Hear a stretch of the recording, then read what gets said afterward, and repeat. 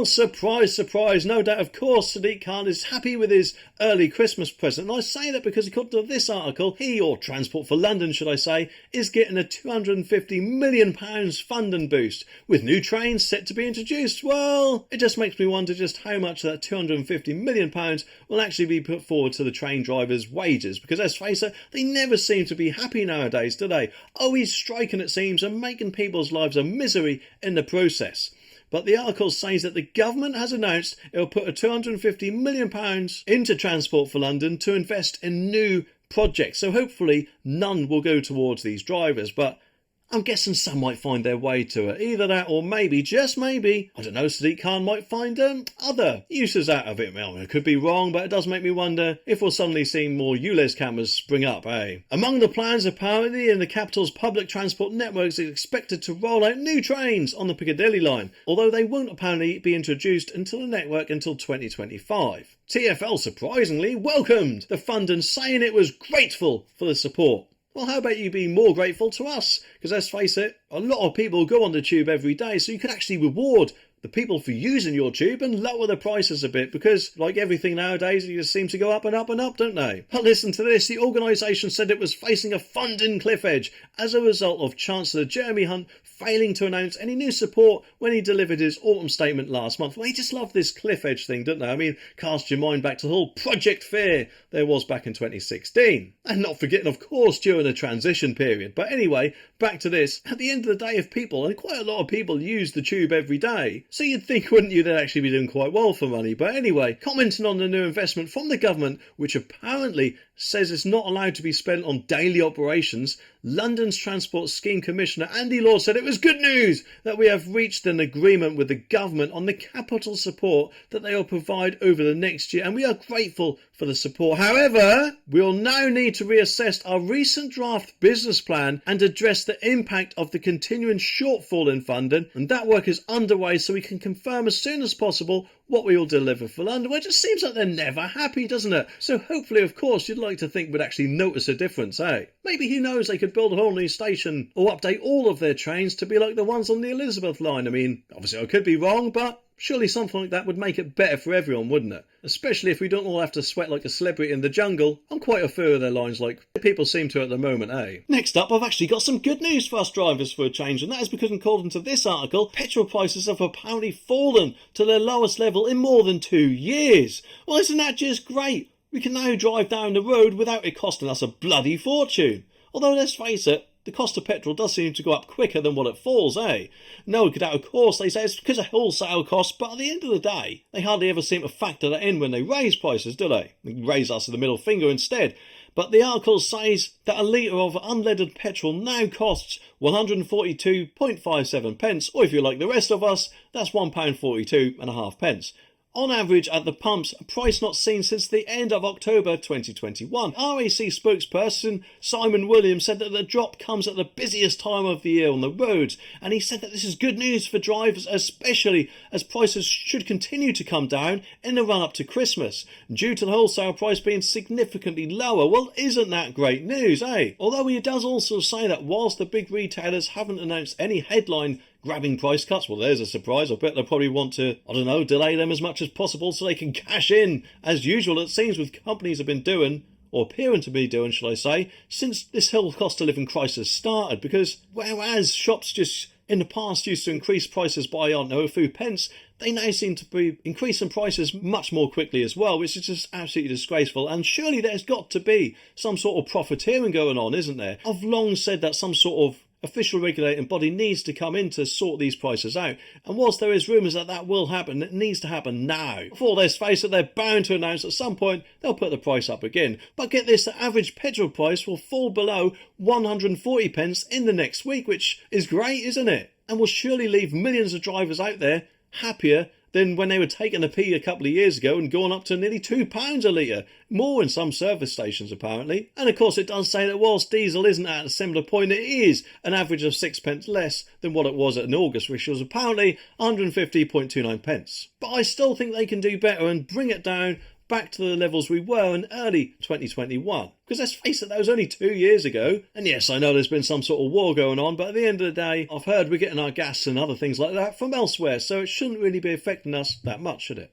Well, no doubt, of course, in the move to, I'm guessing, make a load of people redundant everywhere, Boots is apparently expected to launch an AI, artificial intelligence, personal shopper. Because let's face it, the Terminator would just love to tell you what sort of smell of aftershave to go for, eh? Apparently the article says that Boots, the high street giant, is reported to be testing the chatbot which could go on to give customers recommendations on lipstick and beauty gifts. You just imagine that, can't you? I think you look better in the red. Whilst, of course, the T1000 goes on to model makeup or something, I don't know. And if apparently implemented, it would make the health and beauty retailer the first mainstream consumer to adopt AI software, which is trained to provide detailed response when asked a question. I mean, who knows how long it'll be before people like me start to ask other sort of questions like what's their favourite sex position and things like that. It just make you wonder what sort of those answers it would give, doesn't it? But work on the digital tool is expected to increase after Christmas, the Retail Gazette reported, and it comes after the company said it was closed 300 of its shops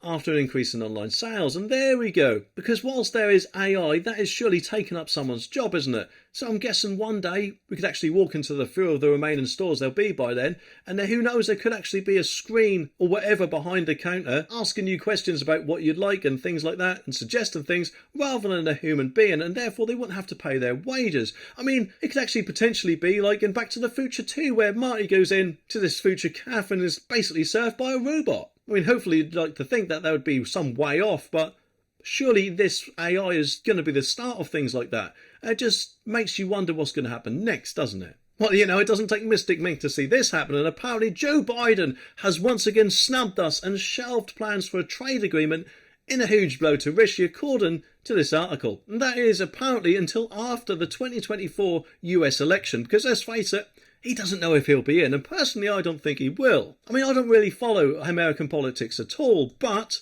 from what I've heard, Donald Trump was much more eager to do a trade deal with us than Joe Biden. So either way, you know, it would be good, wouldn't it, for us to do a trade deal with each other. So hopefully, no matter who gets in next year, that will then go ahead from then. But let's face it, if it's Joe Biden again, I'm guessing it probably won't, because surely that would have happened already by now, wouldn't it? I mean, we left the transition period of exiting the EU a few years ago by now, so there's no reason that those trade deals couldn't have kicked in from then, really, is there? But anyway, the article says that obviously he's shelved the deal, but plans for a foundational trade agreement with the UK ahead of next year's national poll comes after setting the opposition and disagreements over the scope of the deal, and negotiations were indicated to begin in a draft of 11 proposed chapters prepared by United States Trade Representatives, the USTR, office earlier this year, but talks were intended to end in the spring ahead of both countries entering the polls. But now, of course, that deal is not expected to go ahead, and two people briefed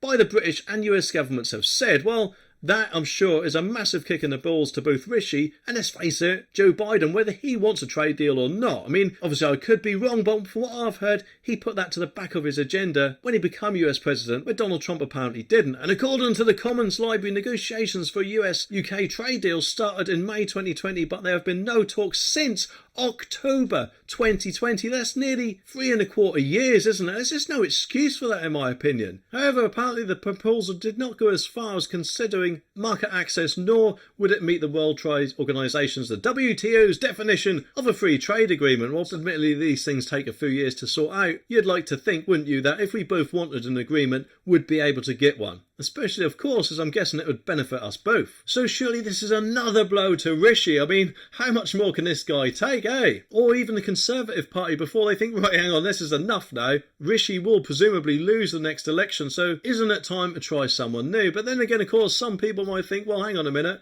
we do need to keep him in because it'll look silly changing leader again. And personally, whilst it would look silly, I couldn't actually vote for Rishi myself. A lot of people, myself included, see him as a backstabber for what he did to Boris. And if anything, seems to be more of a Remainer, or a Ramona, or a Joiner, whatever you want to call him, rather than the Brexiteer he claims to be. And let's face it, he doesn't really connect with voters at all, does he? And I could be wrong, but I'm guessing that the only way he would connect with voters is if they give him a virtual kick in the... Anyway, I do think, though, at the end of the day, once we have a US-UK trade agreement, that will surely raise a virtual middle finger to Keir Starmer and all the other people who want to rejoin the EU, because let's face it, The world, whether they like it or not, the world is much bigger than the EU, isn't it? And a deal with a major country like America would surely show and prove that we can do things by ourselves without the EU holding our puppet strings, eh? Well, apparently, according to this article, there's going to be new schemes to boost energy efficiency, which is another word, in my opinion, for heat pumps, no doubt. They all seem to want us to go that route, don't they? And I say that because the article says that a government grant scheme to support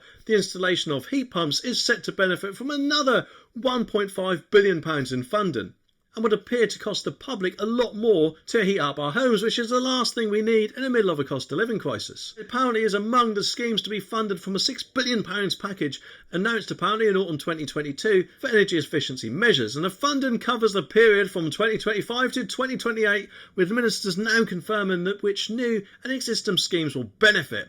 And the boiler upgrade scheme in England and Wales apparently is designated to encourage a shift to heat pumps, which will benefit from £1.25 billion, also going to a social housing, wait for this, decarbonisation fund, because apparently there's too much carbon dioxide in the atmosphere, eh? And of course, I don't know about you, but I'm guessing that will only pee off the trees, because don't trees breathe in carbon dioxide? I could be wrong, but that is, I'm sure, what we all taught at school, wasn't it? Either way, though, this surely means that we're going to have these boxes strapped to our house. And not only will it look more unsightly than a gas meter and a gas boiler in your house, but also, surely, presumably, what would happen if, I don't know, something like mice spit their way through the protective cages or whatever they have around them, or if they don't have protective cages, the mice get in there or whatever. I mean, it's surely going to cause a nightmare for us people, isn't it? And the government really does need to think about this, rather than making us go head first into this net zero dream, which, let's face it, at the end of the day, we'll probably never actually achieve, because let's face it, take the whole world as a whole, us, the UK, we're quite a small country in that world, aren't we? So what impact is our net zero going to have? I mean, surely the air moves about, doesn't it? So whatever net zero air we produce is only going to get brushed away from air coming in from elsewhere, isn't it? So what is the whole point in this? I personally think it's a ridiculous dream which they will never actually achieve, and also it's just going to cost us a lot more in the meantime, which the government could actually use that money on more worthwhile things, couldn't they? I mean, how about, for example, stopping the whole fiscal drag that we're all going to continue having until 2028 and actually let us increase our tax allowance year on year? I mean, no doubt they'll probably want to put that in a manifesto for next year or something like that. You can just see that happening, can't you? But if they said something like, don't worry, we're actually going to put that in now and put net zero back a few years, that I'm sure will have much more greater impact on people's finances to a better way than what it would do for something like this. And no doubt, yes, of course, there'll be environmental people whinging, throwing their toys out the pram at the mere thought of that. But at the end of the day, surely these people have got to remember that I'm guessing now the air is much more cleaner than it was 100, 200, 300 or even more years ago. Because let's face it, they're having fires all over the places, weren't they? Which put who knows how much carbon into the atmosphere. And that is something that I'm guessing that they probably don't think about.